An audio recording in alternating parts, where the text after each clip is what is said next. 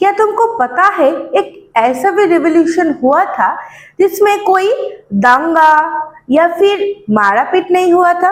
हाँ, एग्जैक्टली। इस रेवोल्यूशन को हम लोग बोलते हैं ब्लडलेस रेवोल्यूशन, क्योंकि इसमें किसी का कोई खून खराबा नहीं हुआ था।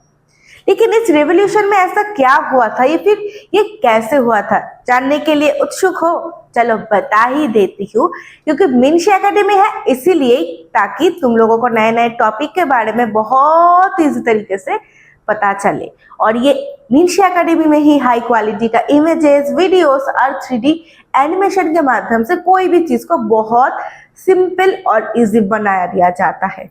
तो चलो हम लोगों का ब्लडलेस जो रेवोल्यूशन है उसके बारे में जानते हैं। उसके बारे में अगर जानना हो तो विनोबा भावे को हम लोग को सैल्यूट करना पड़ेगा। क्यों?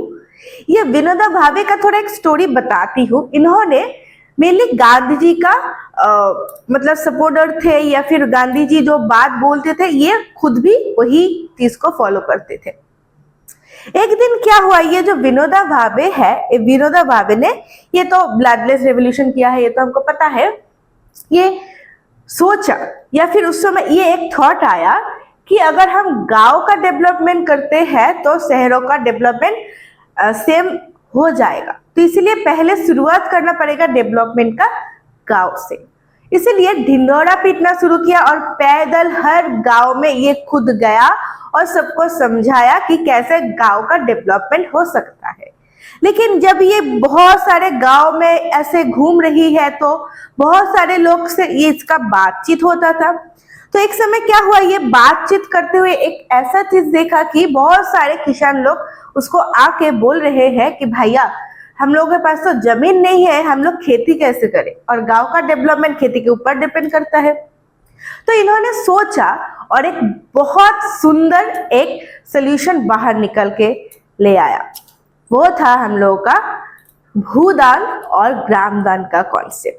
ये भूदान और ग्रामदान का कॉन्सेप्ट बेसिकली बहुत सिंपल था। उस समय जमींदार के पास था बहुत ज्यादा जमीन, तो उन्होंने सोचा अगर मैं जमींदार के साथ थोड़ा बातचीत करके उसका जो जमीन है उसका 6 भाग का एक भाग भी अगर ये जो जमींदार लोग हैं ये किसानों को दे देते हैं, कोई शर्त के अलावा उसका भी कोई हानि नहीं पहुंचेगा और किसानों का भी एक जमीन मिल जाएगा खेती के लिए। इससे गांव का भी डेवलपमेंट होगा और जमींदार का सम्मान भी ऊपर उठ जाएगा।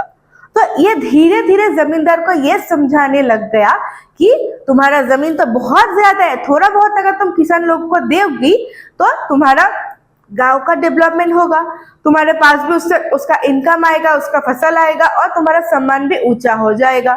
तो धीरे धीरे उस जगह का जो जमींदार लोग है कोई भी गांव का ये एक्सेप्ट करने लगा। उन्होंने ये सारे जो जमींदार लोग हैं उसका जमीन किसान लोगों को देना लगा, वो भी बिना किसी शर्त के।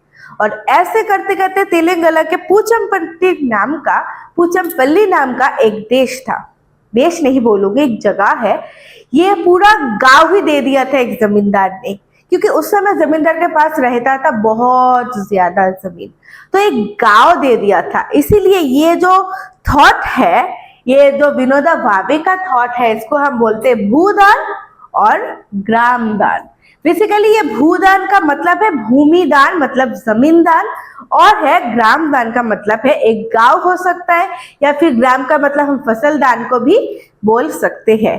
तो इसका यही जो स्टेप है हम लोगों का सर को ऊंचा करते हैं पूरा दुनिया के सामने। तो इसके लिए हम लोगों को एक थैंक्स जरूर बताना पड़ेगा किसको, विनोबा भावे को। यही भूदान और ग्राम दान के लिए वही है पूचमपल्ली का तेलंगाना का जो गांव है, और इसकी वजह से जो डेवलपमेंट है अभी भी चल रहा है, अभी भी हो रहा है, अभी भी हम लोग गांव के लोगों को सम्मान करते हैं और विनोबा भावे के जो भावना है उसको भी सम्मान करते हैं।